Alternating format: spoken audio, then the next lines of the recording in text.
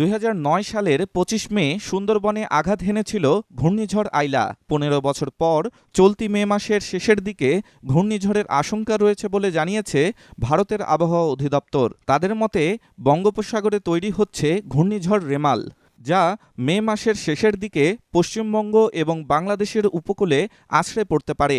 ভারতীয় সংবাদ মাধ্যম সংবাদ প্রতিদিনের এক প্রতিবেদনে এ তথ্য দেয়া হয়। ভারতীয় আবহাওয়া দপ্তরের বরাতে প্রতিবেদনে বলা হয়, মে মাসে বঙ্গোপসাগরে দুটি নিম্নচাপ সৃষ্টি হতে পারে। ২০ মে দক্ষিণ বঙ্গোপসাগরে তৈরি হতে পারে ঘূর্ণাবর্ত। এরপর সেটি ক্রমে উত্তর দিকে হয়ে শক্তি বাড়িয়ে ২৪ মে ঘূর্ণিঝড়ে পরিণত হবে। তবে সেই ঝড়ের গতিবেগ কতটা থাকবে বা কতটা ক্ষয়ক্ষতি হবে তা এখনও স্পষ্ট নয়। বঙ্গোপসাগরে তৈরি হওয়া ঘূর্ণিঝড় রেমালের নামকরণ করেছে ওমান, আরবিতে যার অর্থ বালি।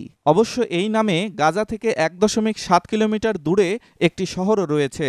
এবার বাংলায় ধেয়ে আসতে পারে সেই রেমাল। হিন্দুস্তান টাইমসের এক প্রতিবেদনে বলা হয়, আগামী ২০ মে থেকে এই সম্ভাব্য ঘূর্ণিঝড়ের গতিপথ স্পষ্ট হতে পারে। তবে কোথায়, কত গতিতে এই ঘূর্ণিঝড় আঘাত হানতে পারে তা এখনই বলা যাচ্ছে না। অনুমান করা হচ্ছে পশ্চিমবঙ্গ বা বাংলাদেশের মধ্যে কোথাও এটি আছড়ে পড়তে পারে। এই ঘূর্ণিঝড়ের জেরে ২৪ মে রাত থেকে বৃষ্টি শুরু হতে পারে উপকূল এলাকায়। বৃষ্টি চলতে পারে ২৬ মে পর্যন্ত। ডেস্ক রিপোর্ট, স্টার সংবাদ।